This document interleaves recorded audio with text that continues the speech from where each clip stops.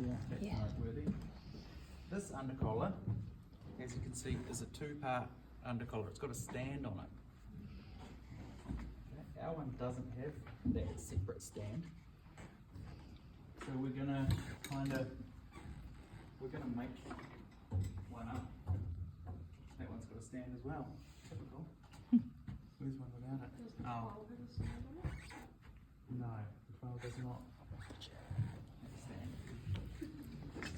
Thank you. So what we're going to do is we're gonna, you can see I'm gonna trip over this thing. We're gonna sew these lines on the undercollar to create the same sort of vibe. It's gonna create structure, stability. I keep saying those words, don't I? Structure, stability. There's lots of that happening in these jackets. But we're also gonna manipulate the shape of the fabric. You can see it's already starting to drag along here. So we're going to use the top 2 rows to draw in some ease to start creating and moulding the fabric into the shape that we want it to go.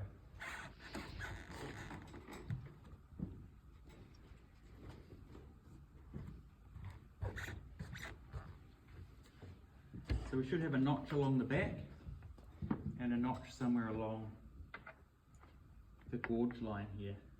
There it is there, and hopefully there's one for the shoulder. You may as well just snip back through your fusing to find those spots. Because they're handy. Where is it? There it is. Piece of cord. Still sharp. Can I borrow Jemima's set square again? Oh, someone's. Thanks, Alex. Right. So, between the notch at the centre back here and the notch on the gorge here, we're going to chalk a line. And just make sure that you've trimmed off any excess fusing around the collar.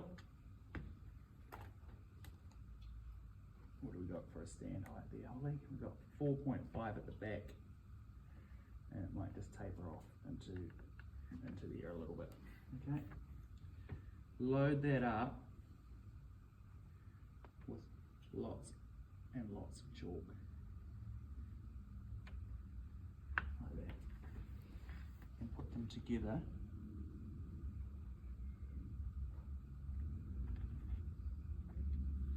We're just going to bang it just to do a chalk transfer.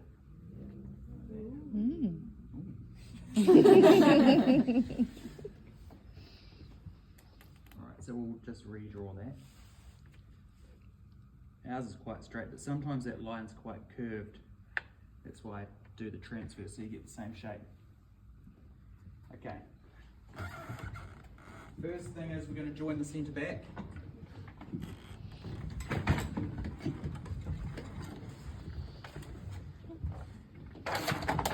Oh, sorry. It's okay. I should put that away. Centimetre seam down the back.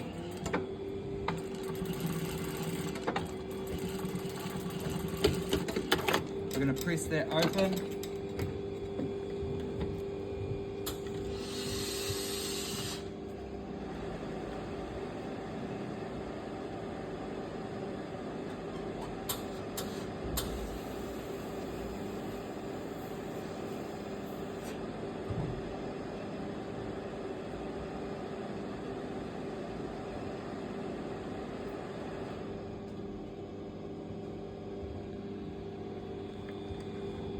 And we're going to sew this line. When we sew the line, we're going to back tack at the start,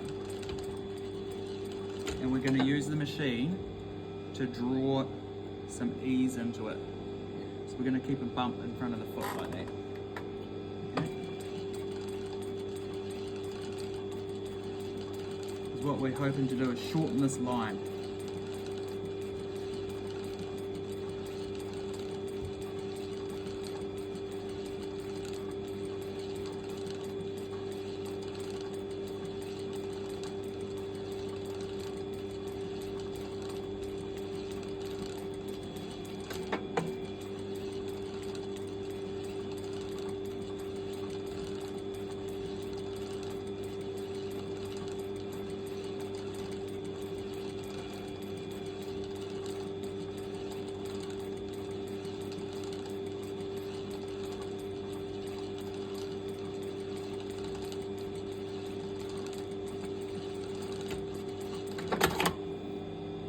see it starting to lift up there? Cool.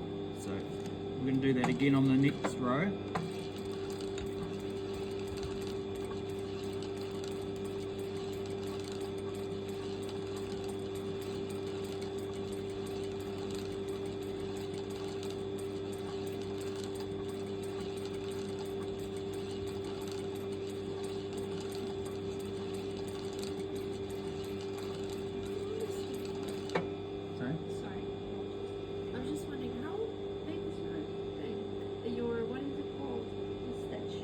How big's the stitch size?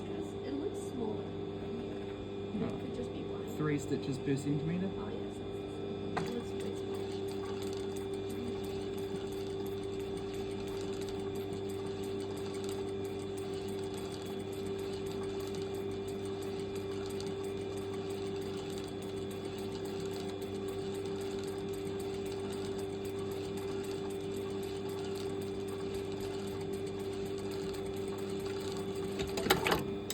So the first 2 you're going to ease it, the rest on the way down, you're just going to stitch those.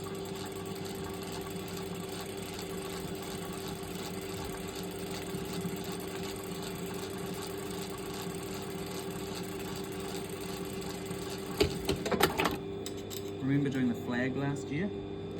Wasn't that fun?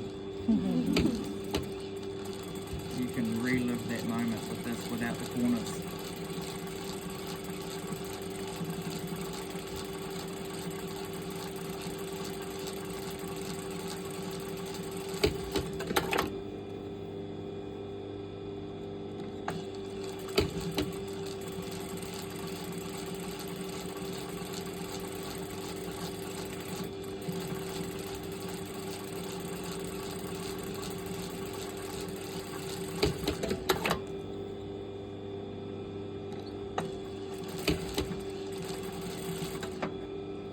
I think I'll call this my last one.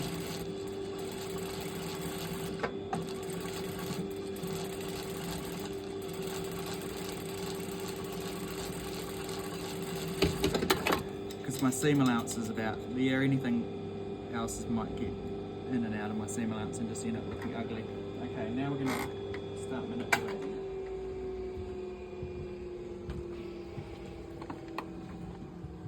So it's already starting to take shape. But what we want it to do, and it's kind of already doing it, why we've done that is so it actually naturally starts to curve around that like that. So by shortening along this edge here, the fabric naturally wants to start turning into that sort of shape. So we're just going to convince it a little bit more by giving it some steam. So let's just load that up. Steam, and we'll take, is there another rounder one in there? Yeah, that one, thanks. We're going to wrap it around this, like pretend that's a neck and that's collar going around the neck. I just want to shape it.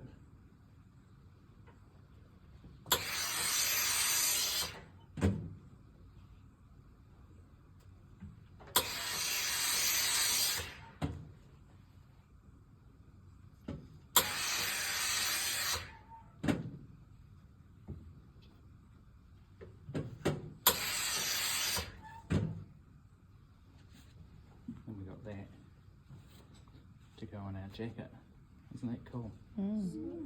Really cool, eh? And it's just going to drape around the jacket like that. I can see at the back here it's starting to create a bit of a point there, so I'll give it a bit more steam and try and work that part out, but it's not too bad. I've seen worse. This is probably one of my favourite parts about tailoring, is how you can manipulate the fabric this easily, just with a bit of steam and some tension.